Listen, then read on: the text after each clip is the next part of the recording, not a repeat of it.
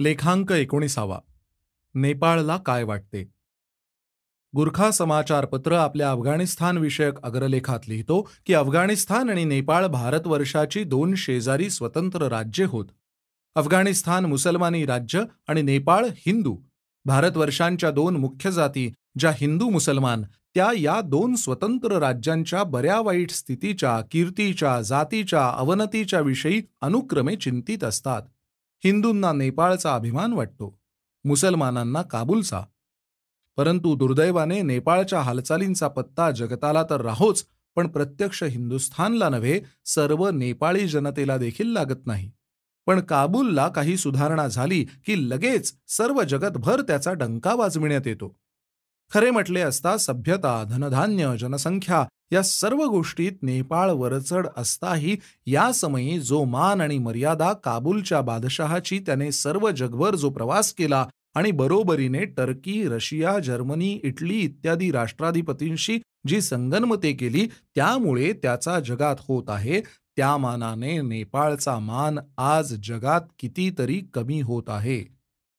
मानवी सभ्यतेत काबूलपेक्षा आम्ही हिंदू धर्मावलंबी लोक कितीतरी पुढे आहोत. जंगली म्हणून गाजलेल्या ह्या काबूलने गेल्या 5-10 वर्षात किती भिन्न सुधारणा केल्या, किती आश्चर्यजनक कार्य केले. पेशावरचे सरहद पत्र म्हणते की काबुलात विद्याप्रसार अनिवार्य कंपल्सरी करण्यात आला आहे. बालक बालिकांना शाळेत धाडलेच पाहिजे. विश्वविद्यालय उघडले जात आहे. सर्व देशात दूरध्वनी, टेलिफोन, बिनतारी, मोटारमार्ग चालू आहेत. टाकसाळ नोटा सुधारत आहेत. पडद्याच्या विषयी जुन्या लोकांचा मतभेद असताही सुधारणा होणार आहे. इटलीतून 100 मोटारी अलीकडेच आल्या. व्यापार जोरात आहे. शिल्पशास्त्र वाढत असून जर्मन, फ्रेंच अधिक अनेक शिक्षक आणवून शिक्षण देण्यात येत आहे. तुर्कस्थानमधून सैनिक शास्त्रज्ञांचा विशिष्ट संच आणवून अफगाण सेना युरोपच्या तोडीस तोड देणारी करण्यात येत आहे. जगातील राष्ट्रांचे प्रतिनिधी काबूलला येऊन राहत असून काबूलचे राजदूत तिकडे राहत आहेत. प्रतिवर्षी शेकडो अफगाणी तरुण युरोप अमेरिकेतून शिकून काबूलला येत आहेत. असंतोषः श्रियोर्मूलम.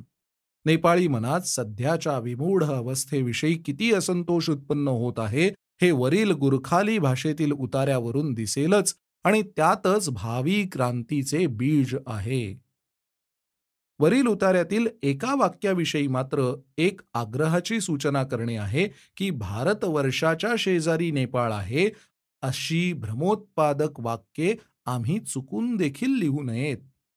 नेपाळ भारतवर्षाचे शेजारी नाही, नेपाळ भारतवर्षाचे आत आहे. नेपाळ भारतवर्षाचा एक अवयव आहे. नेपाळ आणि भारतवर्ष दोन नाहीत.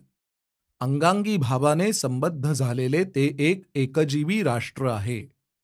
बंगाल भारतवर्षाचे शेजारी आहे हे म्हणणे जितके चुकीचे तितकेच नेपाळ भारताचा शेजारी म्हणणे चुकीचे आहे.